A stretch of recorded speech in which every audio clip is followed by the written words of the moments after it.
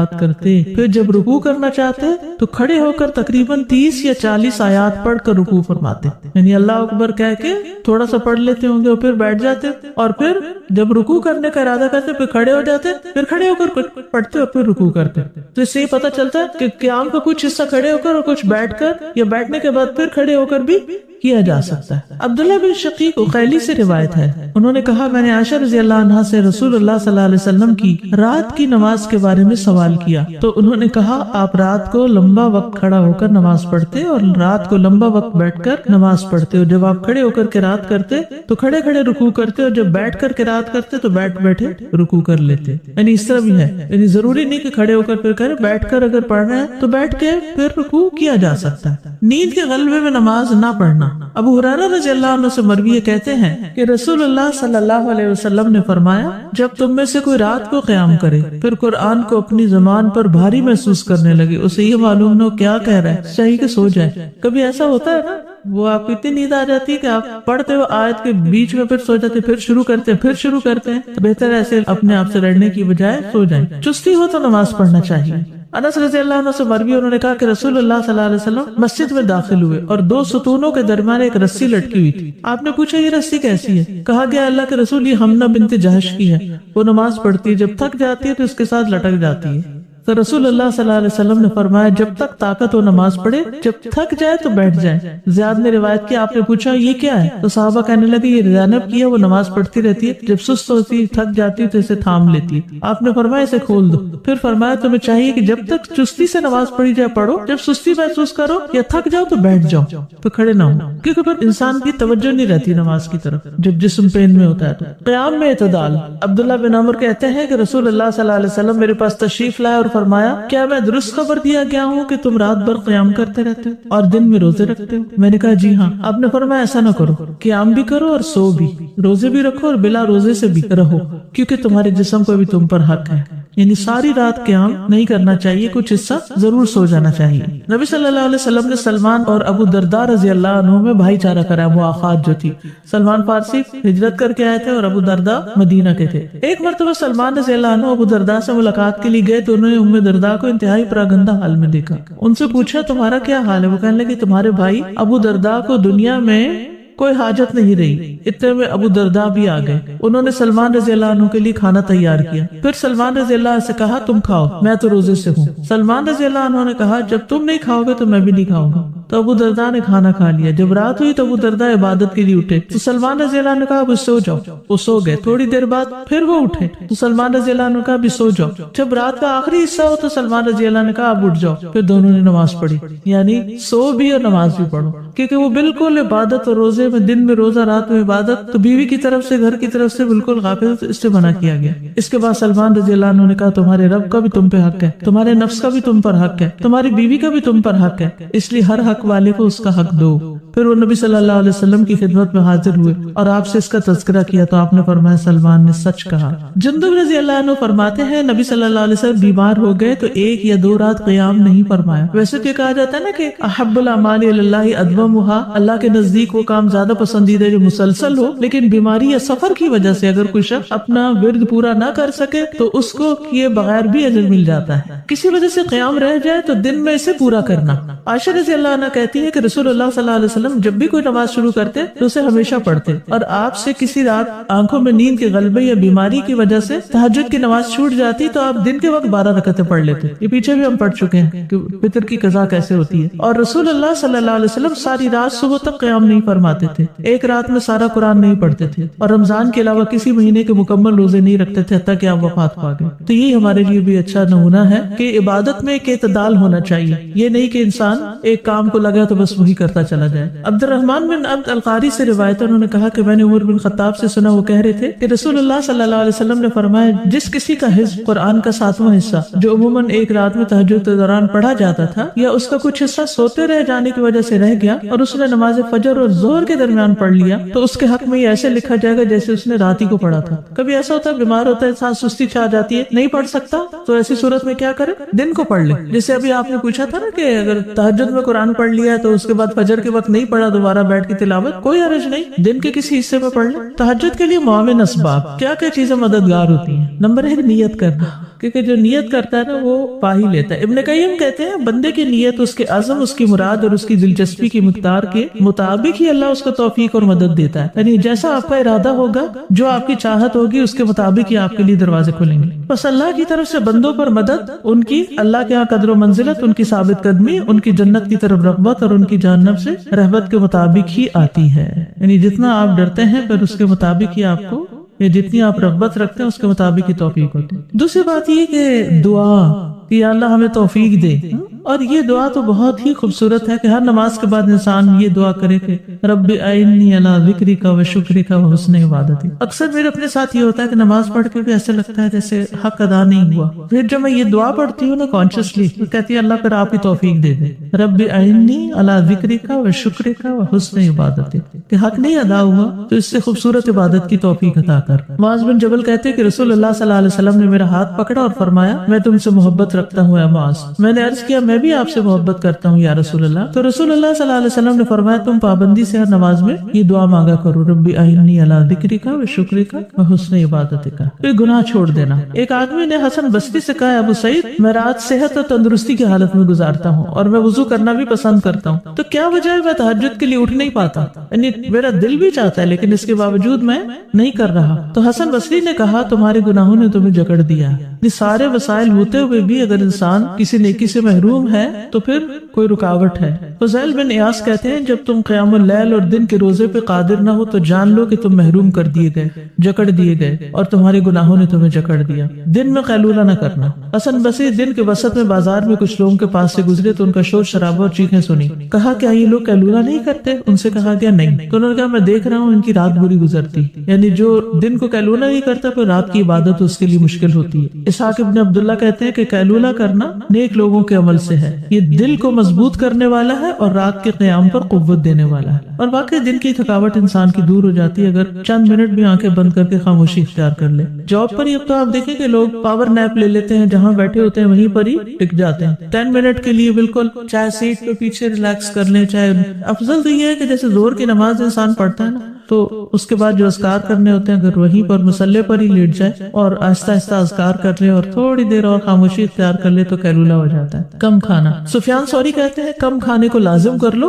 تم رات کے قیام کے مالک بن جاؤ گے۔ عشاء کے بعد گفتگو نہ کرنا، رسول اللہ صلی اللہ علیہ وسلم نے فرمایا رات کا اندھیرا پھیل جانے کے بعد لایانی گفتگو نہ کیا کرو۔ اب یہاں تو رات بہت جلدی ہو جاتی ہے لیکن اس میں یہ ہے کہ لایانی منع کی گئی ہے، کام کی بات ہے اگر یا ضرورت کی کوئی چیز ہے تو اس سے منع نہیں کیا گیا۔ جب نبی صلی اللہ علیہ وسلم عشاء کی نماز تاخیر سے پڑھتے تو ظاہر ہے اس سے پہلے سونے سے بھی منع کیا گیا ہے، تو پھر ضروری کام جو ہے وہ انسان کر سکتا ہے، اس کو ہارڈ اینڈ فاسٹ رول نہیں ہے۔ عبداللہ رضی اللہ عنہ سے مرفوع مروی ہے کہ صرف نمازی اور مسافر لوگ رات کو گفتگو کر سکتے ہیں، یعنی جنہوں نے دیر سے نماز پڑھنی ہو۔ اسی طرح اگر کوئی تعلیم کا کام ہے یا کوئی اصلاح کا کام ہے یا اپنا سیلف اسٹڈی ہے، ورنہ پسندیدہ کیا ہے عشاء کی نماز پڑھ کر جلدی سونا۔ ابن رافع کہتے ہیں کہ عمر بن خطاب عشاء کی نماز کے بعد لوگوں کو اپنے درے کے ساتھ اکساتے تھے اور کہتے تھے کہ اٹھ جاؤ شاید اللہ تمہیں رات کی نماز کی توفیق دے دے۔ زیادہ آرام دہ بستر نہ استعمال کرنا، حضرت عائشہ فرماتی ہے کہ رسول اللہ صلی اللہ علیہ وسلم کا بستر چمڑے کا تھا اور اس میں کھجور کی چھال بھری ہوئی تھی۔ طہارت کی حالت میں رات کو سونا،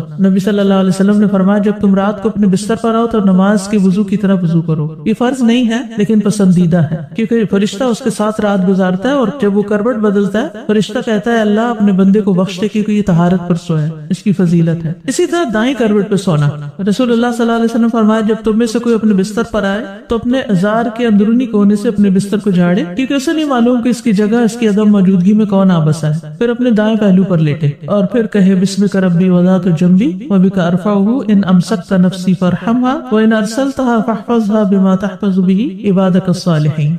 امام ابن القیم کہتے ہیں کہ آپ صلی اللہ علیہ وسلم کا دائیں کروٹ پر لیٹنے میں ایک راز پوشیدہ ہے، وہ یہ کہ دل بائیں پہلو میں موجود ہے۔ جب انسان بائیں پہلو پر لیٹے گا تو اس کو بوجھل نیند آئے گی کیونکہ وہ آرام پرستی اور راحت میں چلا جائے گا، اس کے لیے نیند بوجھل ہو جائے گی۔ آپ نے کبھی تجربہ کیا ہوگا کہ اگر رات کو نیند نہ آئے اور آپ لیفٹ سائڈ پہ سوئیں تو نسبتاً جلدی نیند آتی، اس پہ میں نے خود ایکسپیرینس کیا۔ اور جب وہ دائیں پہلو پر لیٹے گا تو بے چینی رہے گا، جی بھر کے نہیں سو سکے گا کیونکہ دل بے قرار ہوگا اور اپنی جگہ کو طلب کرے گا اور اس کی طرف مائل ہوگا۔ اسی وجہ سے طبیب کہتے ہیں کہ بائیں طرف سویا جائے، یعنی ڈاکٹرز وغیرہ کہتے ہیں، کیونکہ اس سے مکمل آرام حاصل ہوتا ہے اور نیند خوشگوار آتی. لیکن شارع دائیں پہلو پہ سونا پسند کرتے ہیں تاکہ انسان کی نیند بھاری نہ اور قیام اللیل میں سویا نہ رہ جائے. ویسے تو انسان کروٹیں بھی بدلتا رہتا ہے، تو دائیں پہلے پر اگر سوئے گا تو پھر بائیں پر کچھ دیر ہوا تو پھر رائٹ پر ہو تو آخری حصہ جو ہے اگر رات کا جس وقت اٹھنا ہو اگر اس میں دائیں پہلو پہ سویا ہوا ہو تو اٹھنے میں آسانی ہو جائے گی. اس کو نفس سے مجاہدہ کرنا، یعنی اپنے ساتھ لڑائی کرنی پڑتی ہے، تب انسان رات کو اٹھنے کے قابل ہوتا ہے. والذین جاہدوا فینا لنہدینہم سبلنا، جو لوگ ہماری راہ میں جدوجہد کرتے ہیں ہم ان کو یقیناً اپنی راہیں دکھا دیتے ہیں. جی اب تو الارم وغیرہ ہیں اٹھا دیتے ہیں، لیکن اگر ایک روٹین بن جائے تو آپ خود بھی اٹھ جاتے ہیں چونکہ نیند پوری ہو چکی ہوتی. تہجد پڑھنے کے کچھ تقاضے بھی ہیں. سب سے پہلی بات ہے کہ ریاکاری اور دکھاوے سے بچنا چاہیے. اس کو مینشن نہیں کرنا چاہیے، لوگوں کے سامنے اپنی مجلسوں میں بیٹھ کر ذکر نہیں کرنا چاہیے، لوگوں پہ ظاہر نہیں کرنا چاہیے، کیونکہ دکھاوا جو ہے وہ انسان کے لیے مہلک ہے. مخفی کیسے رکھتے ہیں؟ ایک آدمی نے تمیم بن اوس داری سے پوچھا اور ان سے کہا آپ کی رات کی نماز کیسی ہوتی ہے؟ تو بہت زیادہ ناراض ہوئے. پھر کہا اللہ کی قسم ایک رکعت جو میں رات کی تنہائی میں ادا کرتا ہوں یہ مجھے ساری رات ایسی نماز ادا کرنے سے بہتر ہے جو میں لوگوں کے سامنے بیان کروں. یعنی لوگوں کو دکھا کر میں بہت بڑا بھی بتاؤں تو وہ ضائع ہے میرا، اس کی نسبت تھوڑی پڑھ لینا اور کسی سے ذکر نہ کرنا مجھے زیادہ پسندیدہ ہے. ایوب سختیانی پوری رات قیام کرتے، جب فجر قریب ہوتی تو واپس لوٹ جاتے اور اپنے بستر پہ لیٹ جاتے. جب صبح طلوع ہوتی تو اپنی آواز بلند کرتے گویا کہ اسی وقت اٹھے، یعنی گھر والوں کو بھی نہیں بتانا چاہتے تھے. قیام کی عادت اپنانے کے بعد اسے چھوڑنا نہیں چاہیے. عبداللہ ابن عمرو ابن العاص کہتے ہیں کہ رسول اللہ صلی اللہ علیہ وسلم نے مجھ سے فرمایا اے عبداللہ فلاں کی طرح نہ ہو جانا کہ وہ رات کو قیام کرتا تھا پھر اس نے چھوڑ دیا. نبی صلی اللہ علیہ وسلم چھوڑتے نہیں تھے، بیمار ہوتے یا کسل مندی ہوتی تو بیٹھ کے پڑھ لیتے تھے نماز. پھر اسی طرح زبان سے کسی کو تکلیف نہ دینا. صحابہ نے کہا اللہ کے رسول فلاں عورت دن میں نفلی روزہ رکھتی ہے، رات کو قیام کرتی ہے اور اپنے پڑوسیوں کو تکلیف دیتی ہے. آپ نے فرمایا وہ جہنم میں ہوگی. انہوں نے کہا اللہ کے رسول فلاں عورت فرض نمازیں ادا کرتی ہے اور پنیر کے بنے ہوئے ٹکڑوں سے صدقہ کرتی ہے، تھوڑا بہت صدقہ کرتی ہے اور اپنے پڑوسیوں کو تکلیف نہیں دیتی، فرمایا وہ جنت میں ہوگی. یعنی تہجد پڑھ کے بعض اوقات ہم یہ سمجھتے ہیں چونکہ ہم بہت نیک ہیں اس لیے ہمیں حق حاصل ہو گیا کہ اب ہم جیسے چاہیں عمل کریں.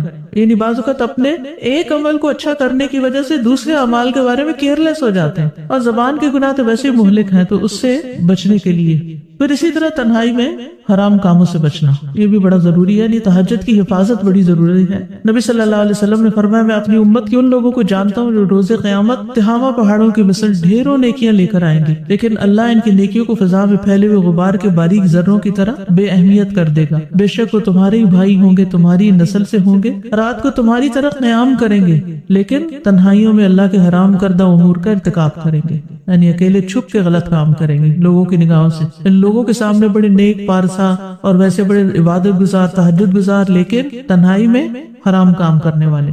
اب یہ کہ کچھ لوگ کوشش کے باوجود اگر تہجد پڑھ نہیں پا رہے تو کیا کریں؟ جیسے آپ نے سوال کیا تھا نا سب کے دن بھر کام کرتے ہیں، جاب پر جاتے ہیں، تھکے ہوئے آتے ہیں، رات کی نیند پوری نہ ہو تو صبح اٹھ کے پھر کام پہ جانا مشکل، اور ہفتے کے 5 یا 6 دن مسلسل یہی روٹین ہوتی ہے. تو ایسے میں پھر انسان اور کیا کر سکتا ہے؟ ظہر سے قبل 4 سنتیں پڑھنا. ابو صالح مرفوعاً اور مرسلاً دونوں طرح بیان کرتے ہیں کہ رسول اللہ صلی اللہ علیہ وسلم فرمایا نماز ظہر سے قبل 4 سنتیں سحری کے وقت کی نماز کے برابر ہو جاتی ہیں. یعنی ایسے لوگ قیام اللیل کا کچھ نہ کچھ اجر پا لیتے ہیں. رات کے وقت 100 آیات کی تلاوت کرنا. رسول اللہ صلی اللہ علیہ وسلم فرمایا جس نے رات کو 100 آیات پڑھی اس کے لیے ساری رات کے قیام کا ثواب لکھا جاتا ہے. تو یہ کب پڑھی؟ عشاء کی نماز میں پڑھ لیں، عشاء کے بعد کے جو نوافل ہیں اس میں پڑھ لیں. فجر اور عشاء جماعت سے ادا کرنے پر پوری رات کے قیام کا اجر. یعنی اگر تہجد نہیں بھی پڑھ پا رہے تو مردوں کے لیے ہے یہ فجر اور عشاء جماعت سے پڑھ لیں. امام کے ساتھ تراویح پڑھنا. جب آدمی امام کے ساتھ نماز پڑھتا ہے اور اس کے فارغ ہونے تک اس کے ساتھ رہتا ہے تو اس کے لیے پوری رات کا قیام شمار کیا جاتا ہے. یعنی وتر وغیرہ بھی ساتھ پڑھنا. اکثر لوگ سوال کرتے ہیں کہ ہم نے تہجد پڑھنے ہوتے اس لیے امام کے ساتھ وتر نہیں پڑھتے. نہیں، آپ وتر پڑھ لیں ان کے ساتھ، گھر آ کے پھر نفل پڑھنے تو پڑھ لیں، کو منع تھوڑی ہے. حسن اخلاق. رسول اللہ صلی اللہ علیہ وسلم نے فرمایا بلا شبہ آدمی حسن اخلاق کی وجہ سے رات کو قیام کرنے والے دن کو روزہ رکھنے والے کے مرتبے کو پا لیتا ہے. یعنی اگر آپ سے نہیں دن کو بھی کچھ پڑھا جا رہا رات کو بھی تو کم از کم اچھا اخلاق کر لیں تو تہجد گزاروں سے بھی آگے نکل سکتے ہیں. مزاج میں عمدگی. عبداللہ ابن عمر کہتے ہیں میں نے رسول اللہ صلی اللہ علیہ وسلم کو یہ فرماتے ہوئے سنا سیدھے راستے پر گامزن مسلمان اپنے عمدہ مزاج اور اپنے حسن اخلاق کی وجہ سے بہت زیادہ روزہ رکھنے والے اور اللہ عز و جل کی آیات کے ساتھ لمبا قیام کرنے والے کے مرتبے کو پا لیتا ہے. عمدہ مزاج نرم کلام، دوسروں کو کھانا کھلانا، بیوہ اور مسکین کے لیے دوڑ دھوپ کرنا. نبی صلی اللہ علیہ وسلم نے فرمایا بیوہ اور مسکین کے لیے دوڑ دھوپ کرنے والا ایسا ہے جیسے کہ اللہ کے راستے میں جہاد کرنے والا یا رات کو قیام کرنے والا اور دن کو روزہ رکھنے والا. یعنی اگر آپ قیام پر قادر نہیں تو دیگر اچھے کاموں کی پابندی شروع کر دیں تو انشاءاللہ اس پر بھی اجر ملے گا. بہتر کہتے ہیں آڈ نمبر کو ہے نا، تو آپ چاہے ملا کے پڑھیں نفل کے ساتھ، چاہے آپ الگ پڑھ لیں، دونوں طرح ٹھیک ہے. بیوہ اور مسکین کے لیے دوڑ دھوپ ایسے ہے کہ مثلاً ایک عورت بیوہ ہو گئی، خصوصاً اس ملک میں آپ دیکھیں اب اس نے بچوں کو اسکول چھوڑنا ہوتا ہے. اب آپ کہتے ہیں نہیں آپ عدت میں ہیں، ہم آپ کے بچوں کو جب تک آپ کی عدت ہے ہم چھوڑ دیتے ہیں. تو آپ کیا کر رہے ہیں؟ اپنے بچوں کے ساتھ اس کے بچوں کو بھی چھوڑنے جا رہے ہیں، لینے جا رہے تو دوڑ دھوپ کر رہے ہیں. اسی طرح آپ اس کی گروسریز کر دیتے ہیں، یا ہسبینڈ نہیں ہے، آپ اس کو گاڑی نہیں چلانی آتی، مثلاً فار ایگزامپل ڈاکٹر کے پاس جانا ہے، وہاں لے جاتے ہیں. اس کو کوئی مشکل ہے، کسی کام میں کوئی مشورہ چاہیے، تو آپ دیکھیے کہ پہلے تو خاندان اسی طرح ایک دوسرے کی کیئر کیا کرتے تھے.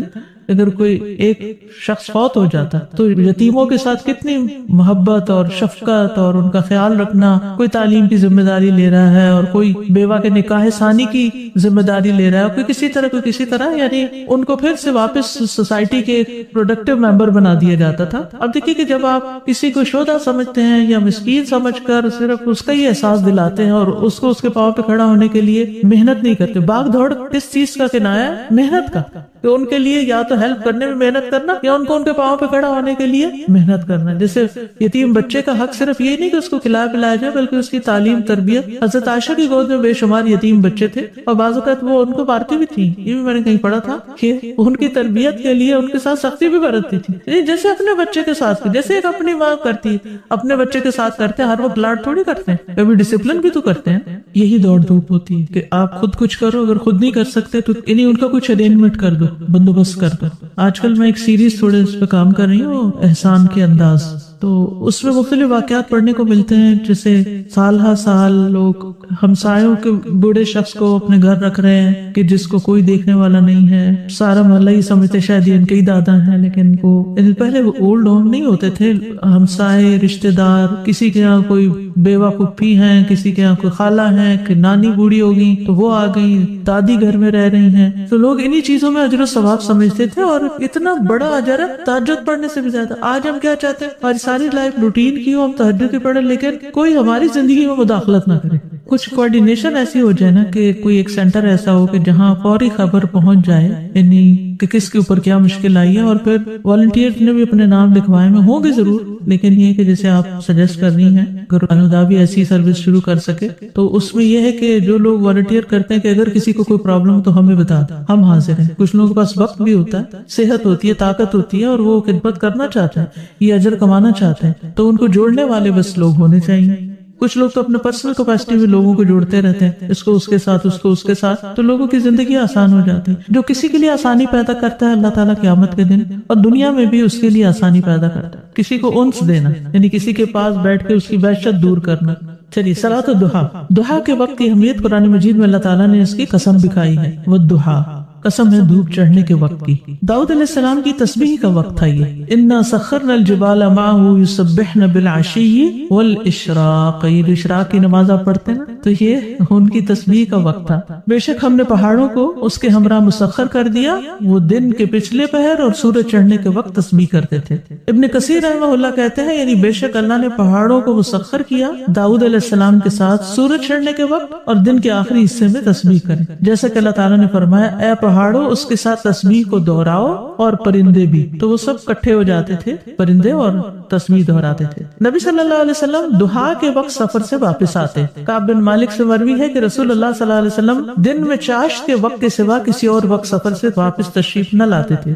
پھر جب تشریف لاتے تو پہلے مسجد جاتے، اس میں 2 رکعتیں ادا کرتے، پھر کچھ دیر وہیں بیٹھ جاتے، پھر گھر جاتے. نبی صلی اللہ علیہ وسلم کا فجر کی نماز سے دحا کے وقت تک بیٹھ کر اللہ کا ذکر کرتے رہنا. جابر بن سمرہ کہتے ہیں کہ نبی صلی اللہ علیہ وسلم جب فجر پڑھتے تو اپنی نماز کی جگہ پر بیٹھے رہتے یہاں تک کہ سورج اچھی طرح نکل آتا. اس نماز کی بہت فضیلت ہے. رسول اللہ صلی اللہ علیہ وسلم یہ نماز ادا کیا کرتے تھے اور آپ کی وصیت تھی حضرت ابو ہریرہ کو کہ ضحیٰ کی نماز جو ہے نہیں چھوڑنا. اور اس نماز کو اوابین کی نماز بھی کہا جاتا ہے۔ نبی صلی اللہ علیہ وسلم نے فرمایا دہا کی نماز کی حفاظت وہی کرتا ہے جو اواب ہو، اور یہی اوابین کی نماز۔ یہ ابن آدم کے جوڑوں کا صدقہ بھی ہے، یعنی ہر روز صبح ابن آدم کے ہر جوڑ پہ صدقہ لازم ہو چکا ہوتا ہے، اور وہ کیسے ادا ہوتا ہے کہ جس سے میرے اس کو سلام کہے صدقہ، نیکی کا حکم دینا صدقہ، برائی سے روکنا صدقہ، راستے سے تکلیف دہ چیز ہٹانا صدقہ، اپنی اہلیہ سے صحبت کرنا صدقہ، اور ان سب سے دہا کی 2 رکعتیں کفایت کرتی ہیں، یعنی 2 رکعت یہ نماز ادا کرتے تو گویا سارے جوڑوں کا صدقہ۔ اس کے پڑھنے سے سارے دن میں اللہ کی کفایت کا ملنا۔ حدیث قدسی میں آتا ہے ابن آدم کیا تم اس بات سے عاجز آ گئے ہو کہ تم دن کے ابتدائی حصے میں 4 رکعتیں پڑھو اور میں ان کے بدلے میں تمہیں دن کے آخر تک کفایت کروں، یعنی تمہارے کام آسان کر دوں۔ دہا کی 4 رکعت اور ظہر سے پہلے 4 رکعت پڑھنے کی فضیلت۔ آپ صلی اللہ علیہ وسلم نے فرمایا جس نے دہا کی 4 رکعت ظہر سے پہلے 4 رکعت یعنی موقدہ پڑھی اس کے لیے جنت میں گھر بنایا جائے گا۔ مسجد میں ہی پڑھنے کی فضیلت ہے ان کو، یعنی جیسے فجر کی نماز مسجد میں پڑھی تو بندہ وہیں بیٹھا رہے، ذکر اذکار کرے، تلاوت کرے اور پھر اس نماز کو پڑھے، اور جو اس تکلیف کو برداشت کرے اس کا اجر عمرہ کرنے والے کی طرح ہے۔ اب یہ جو لوگ کہتے ہیں دہا اشراق اوابین کا فرق کیا ہے، یہ سوال اکثر آتا ہے۔ اشراق اور دہا کی نماز کا فرق، اول وقت میں دہا کی نماز ادا کرنا ہی اشراق کی نماز ہے۔ یہ 2 مختلف نمازیں نہیں ہیں۔ اس کا نام اشراق اس لیے رکھا گیا کہ سورج نکلنے اور اس کے بلند ہونے کے بعد ادا کی جاتی ہے۔ اشراق یعنی سورج کے نکلنے کو شرق کہتے ہیں۔ حسد کے لیے نا شرقہ کا لفظ بھی استعمال ہوتا ہے، حسد کرنے والے کے لیے، کیونکہ وہ بھی اندر سے جل اٹھتا ہے۔ اول وقت میں دہا کی نماز ادا کرنا ہی اشراق ہے، اور صلاۃ الدہا ہی اوابین ہے۔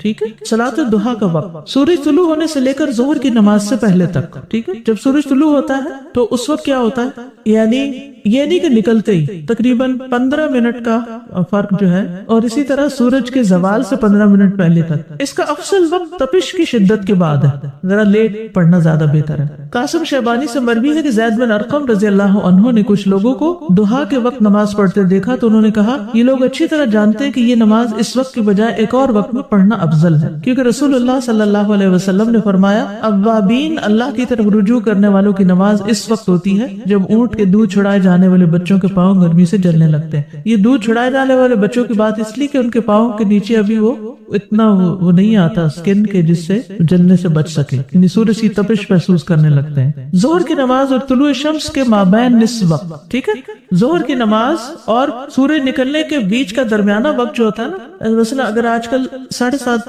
7:40 پہ تھا تو سورج نکل رہا ہے اور ظہر اگر 12:20 پہ ہے تو اس کا جو نصف وقت بیچ میں آئے گا، 5 گھنٹے تقریباً بنتے ہیں یہ، تو 2.5 گھنٹے کے بعد 2.5 گھنٹے کتنے بنے، 8-10 بجے کے قریب 2 پڑھیں 4 پڑھیں 6 پڑھیں، یعنی آپ کے اپنے اوپر ہے۔ کم از کم 2 پڑھنا سارے جوڑوں کا صدقہ، 4 پڑھنا دن بھر کے کاموں کے لیے کفایت ہو جاتی ہے، اور نبی صلی اللہ علیہ وسلم سے 8 رکعتیں پڑھنے کا بھی ثبوت ملتا ہے۔ حضرت علی سے روایت ہے رسول اللہ صلی اللہ علیہ وسلم دہا کی نماز اس وقت پڑھتے تھے جب سورج مشرق سے اتنا نکل آتا جتنا عصر کی نماز کے وقت مغرب سے قریب ہوتا، ٹھیک ہے، یعنی کافی اونچا۔ دہا کا ناپسندیدہ وقت کون سا ہے؟ جب ابھی شیطان کے سینگوں کے درمیان، یعنی مراد اس سے یہ کہ اس وقت جو سورج کی پوجا کرنے والے چڑھتے سورج کے، جسے کہتے ہیں نا پجاری، تو وہ چڑھتا سورج نہ ہو بلکہ طلوع ہو چکا ہو۔ صلاۃ الدہا کی رکعات کم سے کم 2، زیادہ کی کوئی تعداد نہیں، 4 سے زیادہ پڑھنے پہ کوئی حرج نہیں۔ نبی صلی اللہ علیہ وسلم نے فتح مکہ کے موقع پر 8 رکعت پڑھی، 4 پڑھتے تھے، جتنی چاہتے تھے بڑھا دیتے تھے۔ آپ صلی اللہ علیہ وسلم دہا کی نماز 6 رکعت بھی ادا کرتے تھے، یہ بھی ملتا ہے۔ اس نماز میں مختصر قرات ہوتی ہے، ٹھیک ہے۔ صلاۃ الدہا کے بعد کا ذکر، مصنون ذکر جو پچھلی دفعہ میں نے آپ کو بتایا تھا، اللہم اغفر لی وتب علی انک انت التواب الرحیم۔ حضرت عائشہ سے مروی ہے، کہتے ہیں کہ رسول اللہ صلی اللہ علیہ وسلم نے دہا کی نماز ادا کی، پھر 100 مرتبہ اللہم اغفر لی وتب علی انک انت التواب الرحیم کہا۔ اس نماز کا ایک خاص اجر بھی ہے، اور وہ کیا ہے؟ جو شخص صبح کی نماز جماعت کے ساتھ ادا کرے، پھر بیٹھا اللہ کا ذکر کرے یہاں تک کہ سورج نکل آئے، پھر 2 رکعتیں پڑھے، اس کے لیے حج اور عمرے کا ثواب ہے۔ انس فرماتے کہ پھر رسول اللہ صلی اللہ علیہ وسلم نے فرمایا مکمل مکمل مکمل، کیونکہ وہ وقت بڑے کام کا ہوتا ہے نا، اس وقت بیٹھنا واقعی مشکل ہوتا ہے، اور اگر انسان نے تہجد بھی پڑھے ہوں پھر فجر کی نماز، تو اس وقت تک آ کے تھکاوٹ بھی ہو جاتی ہے، لیکن اگر انسان صبر کر لے تو اجر کا باعث ہے۔ اس فضیلت کو حاصل کرنے کے لیے چند شرائط بھی ہیں۔ نمبر 1، فجر کی نماز با جماعت ادا کی جائے۔ نمبر 2، سورج طلوع ہونے تک مسجد یا جائے نماز میں ہی بیٹھا رہے، اسی جگہ بیٹھا رہے۔ نمبر 3، سورج کے کچھ بلند ہو جانے کے بعد 2 رکعت ادا کی جائیں۔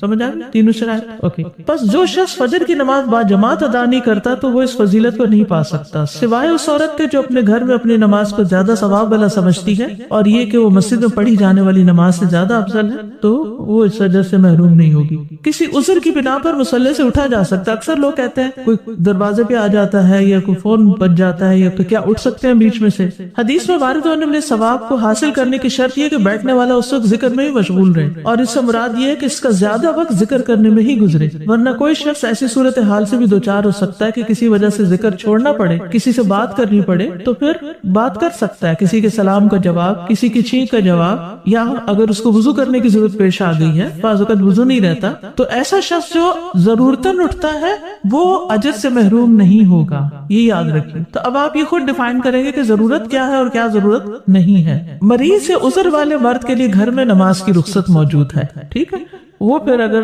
نماز کے بعد بیٹھا رہتا ہے. اسی طرح عورت بھی گھر میں جائے نماز پر بیٹھ کر یہ اجر پا سکتی ہے. اجر کو پانے کے لیے عورت کا گھر کے کاموں سے علیحدہ ہو کر جائے نماز کو لازم ہونا ضروری ہے. تو اصل اجر کس بات پر ہے؟ بیٹھ کر عبادت میں وقت گزارنے پر، ٹھیک ہے. اب یہ ہے کہ آپ سوچتے ہو کہ اب تہجد پڑھنا، پھر یہ پڑھنا، پھر وہ بیٹھے رہیں، تو پھر وہی سوال کہ باقی کام کس وقت. یاد رکھیے ہر چیز ہر ایک کے لیے پاسبل نہیں ہوتی. لوگ مختلف ہوتے ہیں، ان کے کام مختلف ہوتے ہیں، ان کی ضروریات مختلف ہوتی ہیں، ان کی صلاحیتیں ہمتیں مختلف ہوتی ہیں، تو ہر ایک کے لیے کچھ نہ کچھ ہے. کوئی ایک چیز کی پابندی کر سکتا ہے، کوئی دوسرے کی کر سکتا ہے، کوئی تہجد پڑھ سکتا ہے، کوئی جماعت کے ساتھ نماز مسجد میں جا کے پڑھتا ہے، کوئی جماعت کے بعد جلدی رزق کمانے کے لیے نکل جاتا ہے تو وہ رزق کے حلال کمانے کا اجر پاتا ہے، اور جس کا کام نہیں ہے وہ مصلی پر بیٹھ کر اجر کماتا ہے. کوئی بیوہ اور مسکین کے لیے بھاگ دوڑ کر کے اجر کماتا ہے. تو اس لیے پھر کیا کہنا چاہیے؟ دین میں وسعت ہے، ٹھیک ہے، وسعت ہے. یہ نہیں کہ ہر چیز ہر ایک کو کرنا لازم. ہاں اللہ توفیق دے سب کچھ کرے، اور جب جب جس چیز کا موقع ملے، جو اپرچونٹی ملے، اس کو کر ڈالیں. سلف صالحین اور تہجد کی نماز. رسول اللہ صلی اللہ علیہ وسلم نے فرمایا سب سے بہترین نماز داؤد علیہ السلام کی نماز ہے. وہ نصف رات سوتے تھے، تہائی رات جاگتے تھے، اور رات کا چھٹا حصہ سوتے تھے. یعنی پہلے کچھ دیر سو جاتے اور پھر درمیان میں جاگتے، پھر آخر میں پھر سو جاتے. تو اس طرح پھر ان کی تھکاوٹ بھی نہیں ہوتی. جو رات کے بالکل ارلی حصے کا سونا ہوتا ہے نا، وہ اگر انسان کو مل جائے تو وہ اتنا زبردست ہوتا ہے، گویا وہ انسان ساری رات سو چکا، کئی گھنٹوں کی نیند کے برابر ہوتا ہے. اسے تھکاوٹ جلد اترتی ہے بنسبت پچھلی رات سونے کی. صحابہ کا قیام. عائشہ رضی اللہ تعالیٰ عنہ سے روایت ہے، انہوں نے فرمایا نبی صلی اللہ علیہ وسلم نے ایک شخص کو مسجد میں قرآن پڑھتے سنا تو فرمایا اللہ اس پر رحم کرے، مجھے اس نے اس وقت فلاں فلاں آیت یاد دلا دی ہے جو میں فلاں فلاں سورت سے بھول گیا تھا. عباد اللہ بن عبداللہ نے حضرت عائشہ رضی اللہ تعالیٰ عنہ سے یہ اضافہ بیان کیا ہے کہ نبی صلی اللہ علیہ وسلم نے میرے گھر میں نماز تہجد پڑھی تو آپ نے عباد کی آواز سنی جو مسجد میں نماز پڑھ رہے تھے. آپ نے فرمایا عائشہ کیا یہ عباد کی آواز ہے؟ میں نے عرض کیا جی ہاں. آپ نے دعا فرمائی اے اللہ عباد پر رحم فرما. کیا خیر خواہی تھی نبی صلی اللہ علیہ وسلم کہ اپنے ساتھیوں کے بارے میں جب سنتے تھے تو وہیں ان کی غیر موجودگی میں بھی ان کے لیے دعا کرتے تھے. تو ابھی آپ نے کہا نا کہ جگہ جگہ روشنیاں، تو یہ صحابہ کے گھروں میں ایسے ہی ہوتا تھا. صحابیات کا قیام.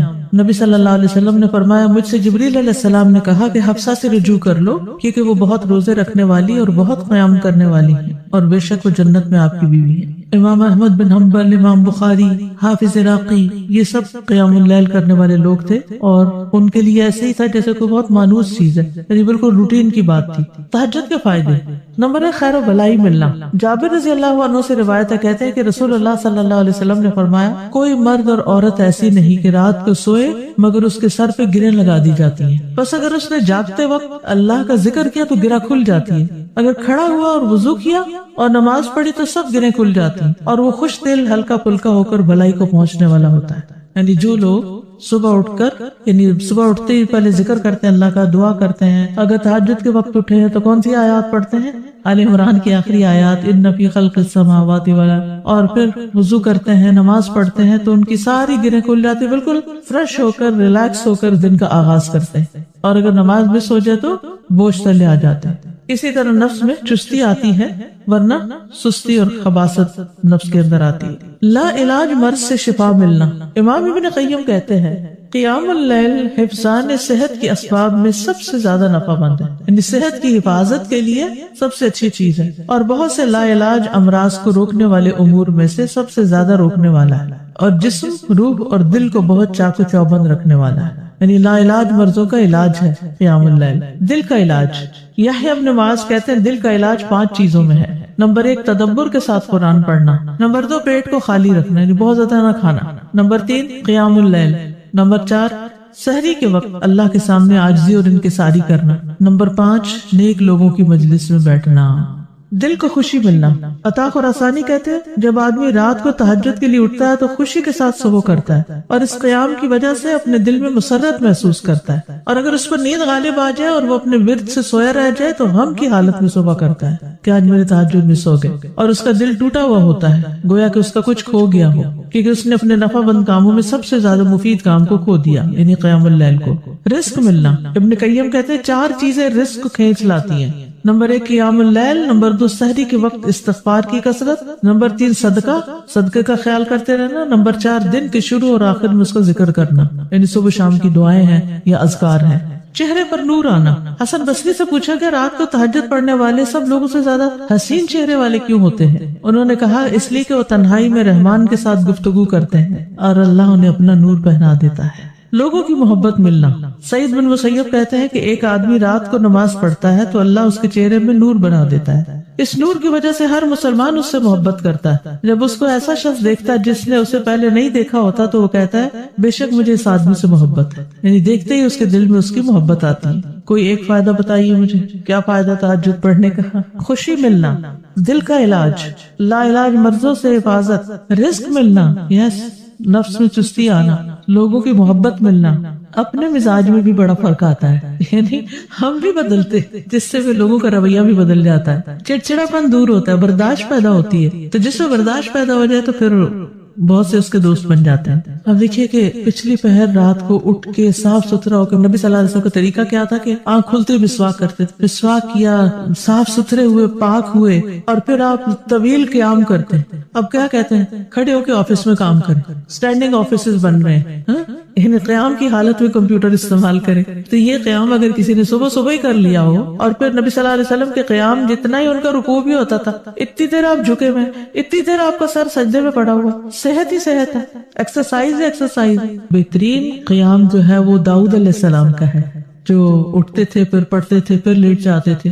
آدھی رات کے بعد اٹھتے تھے، پھر 1/3 کے بعد پھر وہ چھٹا حصہ جو تھا پھر دوبارہ سو جاتے تھے. لیکن یہ کہ عشاء کے ساتھ بھی ایکسٹرا نوافل سے بھی چاہے نہ بھی سوئے وہ بھی قیام ہوتا ہے. یعنی رات کے نوافل چاہے اول حصے میں پڑھ لیں، چاہے درمیان میں، چاہے آخر میں. ہاں یہ ایکسٹرا بات ہے کہ جس کام میں جو جتنی مشقت کرتا ہے اس کا اجر اتنا ہی زیادہ بڑھ جاتا ہے. آخری وقت میں اٹھنے والوں کا کم ہے اور پہلے اٹھنے والوں کا زیادہ ہے obviously. لیکن آخری حصہ لاسٹ 1/3 جو ہے اس میں اللہ تعالیٰ آسمان دنیا پر آتے ہیں، تو وہ اس لحاظ سے زیادہ بہتر. اور سحری کا وقت جو ہے اس کی دعائیں قبول ہوتی ہیں. تو اس لیے اس وقت کو یہ نہیں سمجھنا چاہیے کہ یہ صرف سستی کا وقت ہے، بلکہ بڑے اجر کا وقت بھی ہے. اور پھر یہ جو ہم کہتے ہیں نا کسی کو چلو 10 منٹ پہلے اٹھ کے پڑھ لو، یہ صرف اس لیے کہتے ہیں کہ 1-2 پڑھیں گے مزہ آئے گا، پھر 10 کے وہ پیچھے اور 10 چلے جائیں گے. بگننگ بھی ہے بالکل، اسٹیپ بائی اسٹیپ، تھوڑا تھوڑا. ورنہ 1-2 دن تو جذبات میں آ کے اٹھیں گے تو پھر چوتھے دن پھر سوچ پڑنے ہوں گے. تہجد کا وقت عشاء کے بعد سے طلوع فجر تک. عشاء کے بعد سے طلوع فجر تک نبی صلی اللہ علیہ وسلم نے فرمایا اللہ نے تمہیں مزید ایک نماز عطا کی ہے جو کہ وتر یعنی تہجد ہے. اسے نماز عشاء اور نماز فجر کے درمیانی وقفے میں پڑھ لیا کرو. ٹھیک ہے نا، یہ سلسلہ صحیحہ کی حدیث ہے.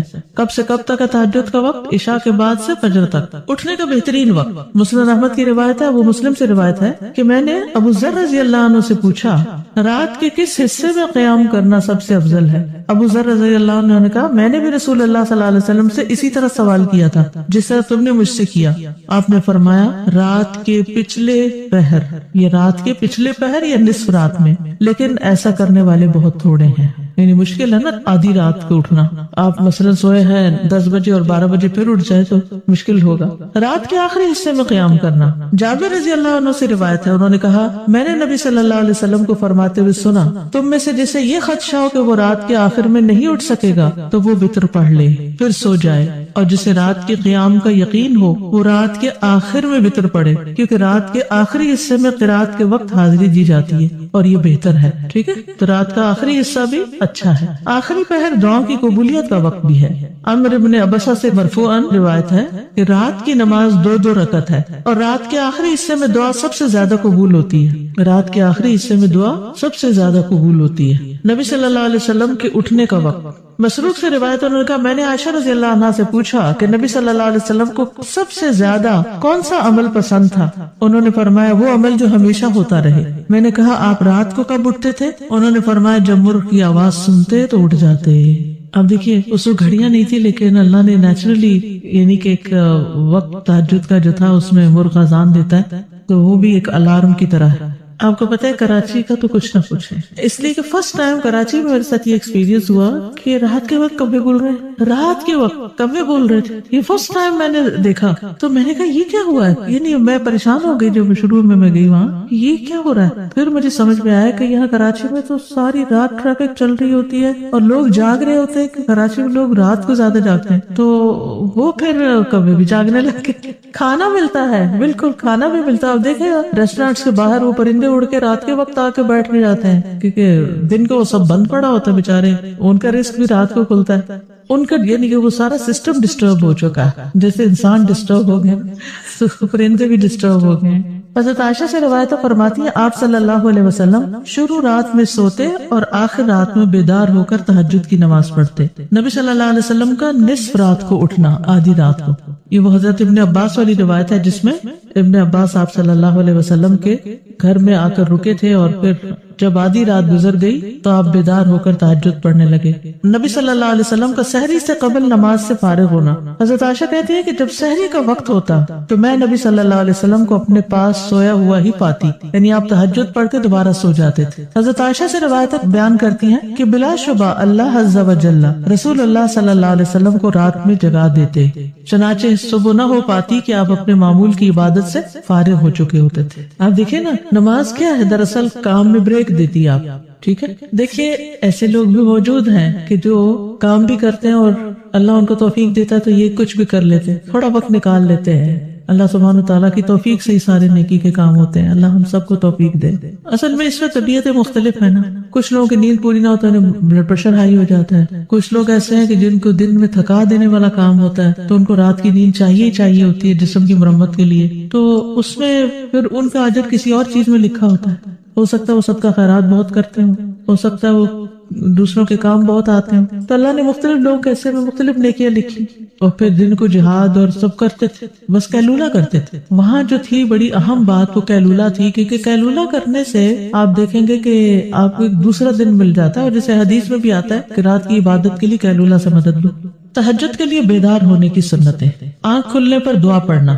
نبی صلی اللہ علیہ وسلم نے فرمایا جو شخص رات کو بیدار ہو کر یہ دعا پڑھے لا الہ الا اللہ وحدہ لا شریک لہ لہ الملک و لہ الحمد وہو علی کل شیء قدیر الحمد للہ وسبحان اللہ ولا الہ الا اللہ واللہ اکبر ولا حول ولا قوة الا باللہ ثم قال اللہم اغفر لی او دعا استجیب لہ فإن توضأ وصلى قبلت صلاتہ.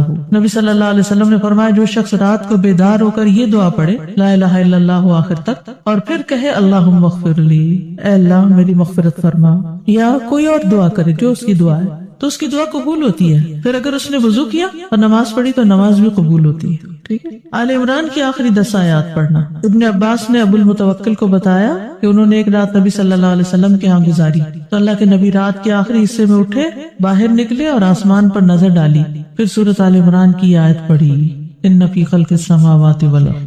3 بار وقفے سے اٹھنا. ابن عباس کہتے ہیں وہ ایک رات رسول اللہ صلی اللہ علیہ وسلم کے ہاں سوئے تو رات کو آپ جاگے، مسواک کی اور وضو فرمایا. آپ اس وقت یہ آیات پڑھ رہے تھے ان فی خلق السماوات والارض. یہ آیات تلاوت فرمائی حتیٰ کہ سورت ختم کی، پھر آپ کھڑے ہوئے اور 2 رکعتیں پڑھی، ان میں بہت طویل قیام، رکوع اور سجدے کیے، پھر واپس پلٹے اور سو گئے یہاں تک کہ آپ کی سانس کی آواز سنائی دینے لگی. پھر آپ نے اس طرح 3 دفعہ کیا، 6 رکعتیں پڑھی. ہر دفعہ آپ مسواک کرتے، وضو فرماتے اور ان آیات کی تلاوت فرماتے. پھر آپ نے 3 وتر پڑھے، پھر مؤذن نے اذان دی تو آپ نماز کے لیے باہر تشریف لے گئے. یعنی بار بار وضو کیا، بار بار مسواک کیا اور بار بار ان فی خلق پڑھا اور عبادت کی. بیدار ہوتے ہی مسواک کرنا. ابن عمر سے مرفوعاً مروی ہے کہ آپ صلی اللہ علیہ وسلم جب سوتے تو مسواک آپ کے پاس ہوتی، جب بیدار ہوتے تو مسواک سے ابتدا کرتے. اسی طرح جب آپ تہجد کے لیے کھڑے ہوتے تو اپنا منہ مسواک سے اچھی طرح صاف کرتے. 2 رکعتیں پڑھ کر سلام پھیرتے اور مسواک کرتے. سبحان اللہ، کس کثرت کے ساتھ منہ صاف کرتے.